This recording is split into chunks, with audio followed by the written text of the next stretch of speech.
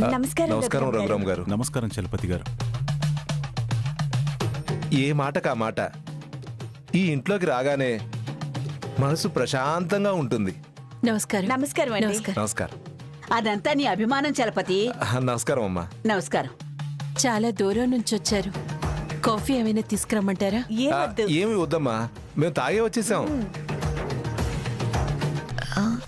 అవును, శ్రీను బావ కనిపించట్లేదేంటి?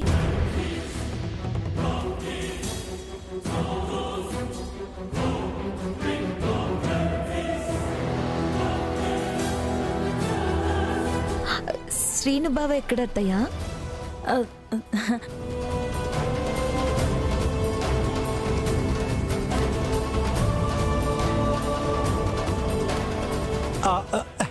ఎవరో ఫ్రెండ్స్ని కలవడానికి వెళ్ళారంటమ్మా. ఎవరా ఫ్రెండ్స్? అది ఫ్రెండ్స్ కాదమ్మా, బంధువులింటికే శుభలేఖలు ఇవ్వడానికి వెళ్ళాడు.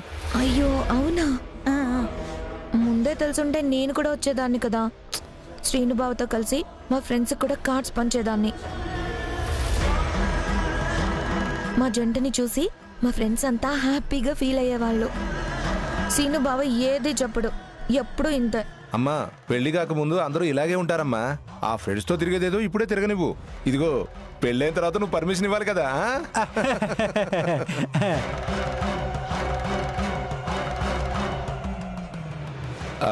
అన్నయ్య గారు, ఇంతకీ వచ్చిన విషయం ఏంటంటే, మా మొదటి శుభలేఖ వియంకుల వారికి అందించడం మా ఆనవాయితీ. సమయానికి మీరు కూడా ఇంట్లోనే ఉన్నారు. అది మా అదృష్టం. అక్క, మీరు బావగారితో పాటు శుభలేఖలు అందుకోండి.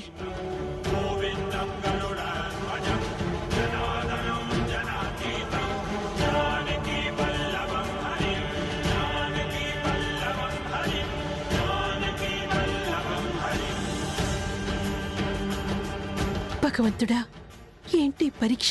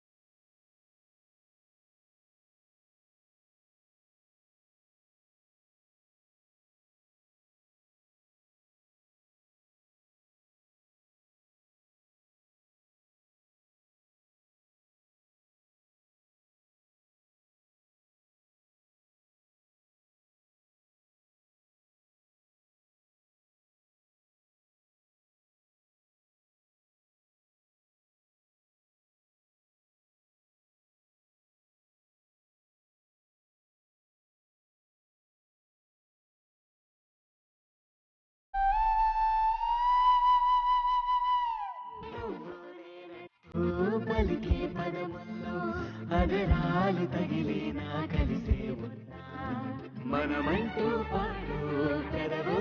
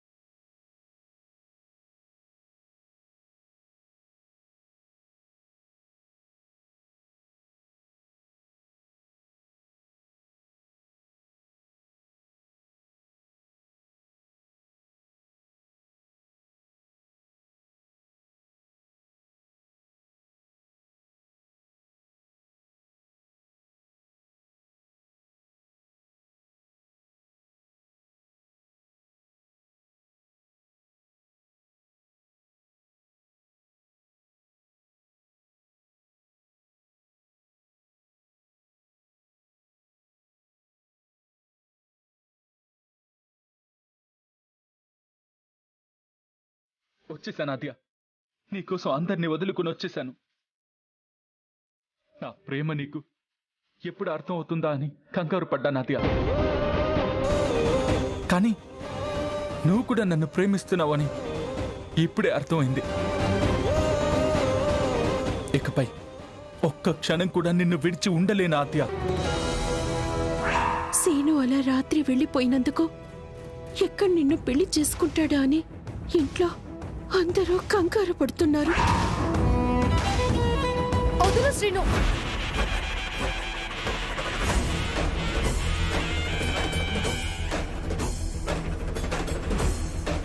ఆద్య, ఏంటిది? శ్రీను, నేను నిన్ను ప్రేమించట్లేదని చెప్పాను కదా, అయినా ఎందుకు వచ్చావు? ఒక్కసారి గుండెల మీద చెయ్యేసుకుని చెప్పు ఆద్య, నువ్వు నిజంగా నన్ను ప్రేమించట్లేదా?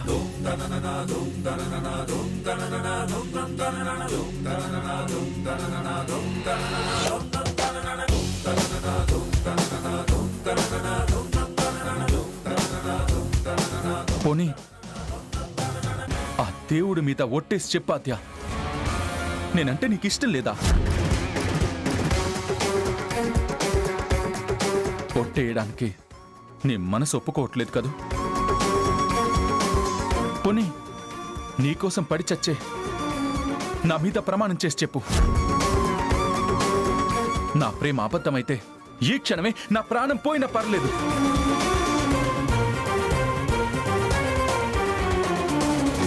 నువ్వు నన్ను ప్రేమిస్తున్నావన్న నిజం నాకు తెలియాలి. ఇంకా ఆపు శ్రీను. నేను నిన్ను ప్రేమించట్లేదని నమ్మించాల్సిన అవసరం నాకు లేదు. నేను చెప్తున్నాను కదా, నువ్వంటే నాకు ఇష్టం లేదు. ఎప్పటికీ ప్రేమ పుట్టదు.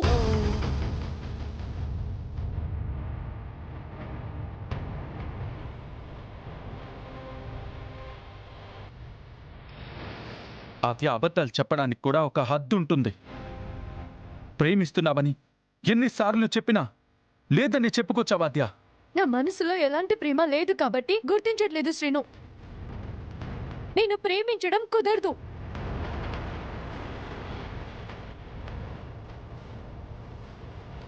అనవసరంగా నన్ను టార్చర్ చేయకు. నువ్వు నిజంగానే నన్ను ప్రేమించట్లేదా? నిజంగా ప్రేమించట్లేదు.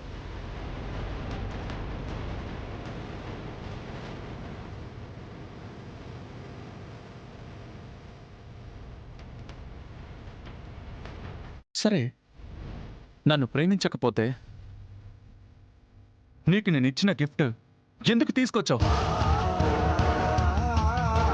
నా ముందు గిఫ్ట్ విసిరి కొట్టి నాకు తెలియకుండా ఎందుకు నీ దగ్గర దాచుకున్నావు?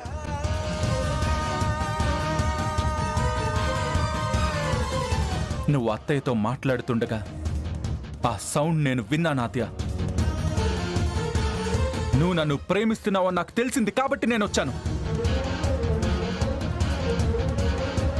ఇన్నాళ్ళు నీకు నేనంటే ఇష్టం లేదంటే నిజంగా నువ్వు నన్ను ప్రేమించట్లేదు అనుకున్నాను. నా వల్ల బాధపడతావేమో అని నేను ఆగిపోయాను ఆద్య. కానీ నువ్వు నన్ను ప్రేమిస్తున్నావన్నది అక్షరాల నిజమని తెలిసాక ఇక నిన్ను విడిచి ఒక్క క్షణం కూడా ఉండలేను. పద ఆద్య, నీతో ఒక ముఖ్యమైన విషయం చెప్పాలి. రా. శ్రీను, ఎక్కడికి?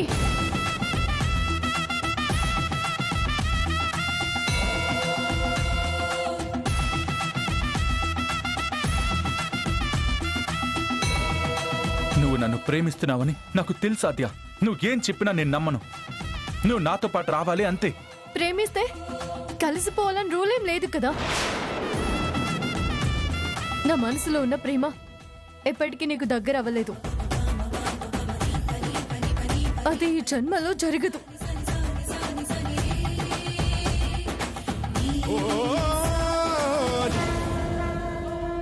ఆద్య, అలా మాత్రం అనుకు. నువ్వంటే నాకు ప్రాణం. నేను కళ్ళు మూసుకున్నా నా కళ్ళలోనైనా కనిపించేది నీ రూపమే, వినిపించేది నీ మాటే ఆద్య. నీకు ఇంతకంటే నా ప్రేమని ఎలా చెప్పాలో తెలియట్లేదు.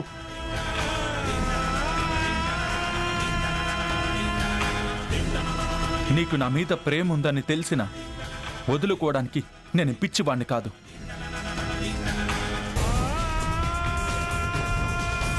నీకో ముఖ్యమైన విషయం చెప్పాలి. రా రా. శ్రీను, నువ్వు ఏం చెప్పాలనుకుంటున్నావో ఇక్కడే చెప్పు.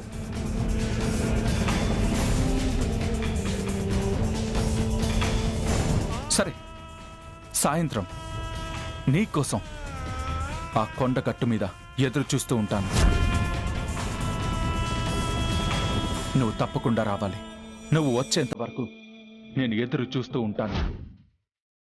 ఎన్ని రోజులైనా, ఎన్ని సంవత్సరాలైనా. శ్రీను, శ్రీను.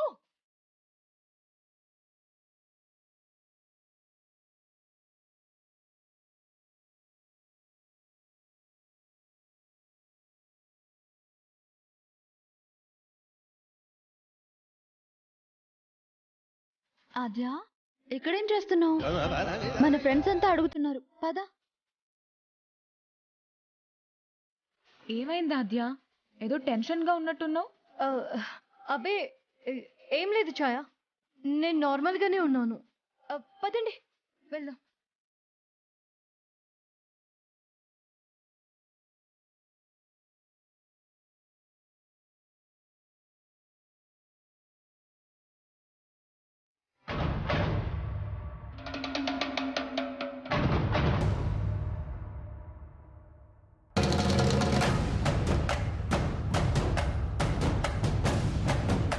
చాలు, తినడం ఆపవే.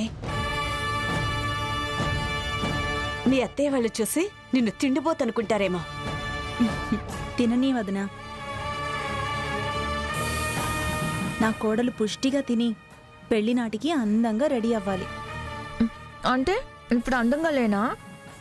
ఉన్నావే, ఇలాగే పెళ్లి వరకు మెయింటైన్ చేయ అంటున్నాను. ఆ సంగతి మాకు వదిలే వదినా. మీరు పెళ్లి ఏర్పాట్లు చేయండి చాలు. చారుని అందంగా పెళ్లి కూతురుని చేసి తీసుకొచ్చే బాధ్యత మాది. దానికే వదినా, చూస్తారుగా మా ఏర్పాట్లు.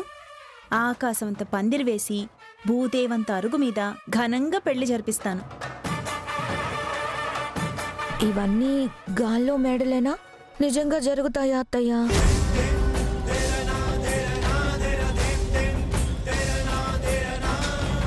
అలా అంటావేంటే? నేను చెప్తున్నాను కదా, తప్పకుండా జరుగుతుంది. నువ్వు చెప్పవేంటి పార్వతి? అదే మా వదిన చెప్పిందంటే లక్ష్మణుడు గీత గీసినట్టే చారు. కానీ సీతమ్మ గీత దాటేసింది కదా పిన్ని.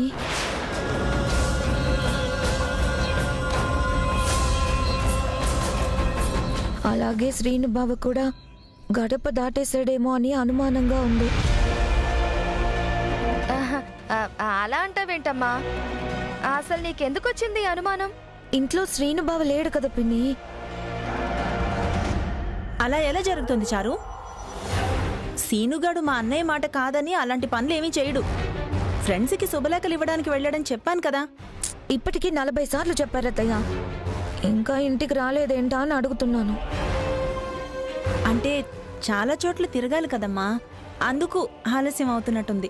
అయినా బావ మీ మాట వింటాడు అన్న నమ్మకం లేదత్తయ్య. ఎందుకో మీరు అబద్ధం చెప్తున్నారేమో అనిపిస్తుంది.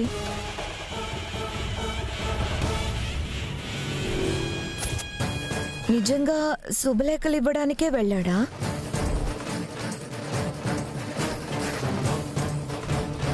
నీకు మా మీద నమ్మకం లేదా చారు? బాబు మీద నమ్మకం లేదు పిన్ని. చారు అడుగుతుంది కూడా నిజమే కదా వదినా. మాకు కూడా ఇప్పుడిప్పుడే అనుమానం వస్తుంది. నిజంగా సీను శుభలేఖలు పంచడానికి వెళ్ళాడా? పోనీ నిజంగా వెళ్ళాడని అనుకుందాం. చుట్టూ ఉన్న ఊళ్ళు తిరిగి రావడం ఇంత ఆలస్యం అవ్వదు కదా. పైగా శ్రీను బావ గురించి అన్నీ తెలిసిన పెద్దమ్మ మౌనంగా ఉన్నారు. చారు, వాళ్ళ మావయ్య శుభలేఖలు మాత్రమే కాకుండా ఇంకా చాలా పనులు అప్పచెప్పారు. అవన్నీ చూసుకొని రావటానికి ఆలస్యం అవుతుంది. ఎక్కడున్నాడో కనుక్కోడానికి ఫోన్ కూడా లేదు. మీరు మమ్మల్ని మరీ ఇంతలా అనుమానించడం ఏం బాలేదు చారు. తప్పుగా అనుకోకు పార్వతి. ఆయన జానకమ్మ గారు రఘురామ్ గారు ఉండగా మనకు భయం ఏంటే? వాళ్లే చూసుకుంటారు.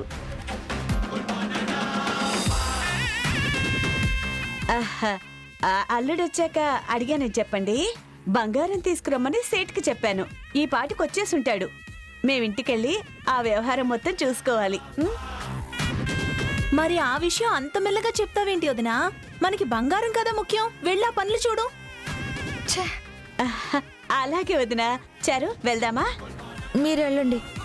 ఎంత లేట్ అయినా నేను బావని కలిసే వస్తాను.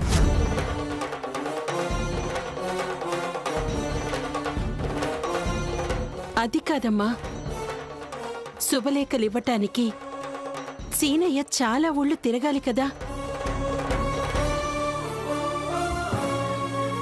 ఎప్పుడొస్తాడో చెప్పలేము. రాత్రంతా మేలుకుంటే నీ ఆరోగ్యం దెబ్బతింటుంది. అసలే పెళ్లి దగ్గర పడుతోంది. జాగ్రత్తగా ఉండాలి చారు. నిజమే పెద్దమ్మా. పెళ్లిలో అందంగా కనిపించాలంటే టైంకి తిని టైంకి పడుకోవాలి. సీనుబావ రాగానే ఫోన్ చేయండి, వెంటనే వాలిపోతాను. పదమ్మ వెళ్దాం. వెళ్ళొస్తాం. వస్తానత్తయ్య. బాయ్ పిన్ని.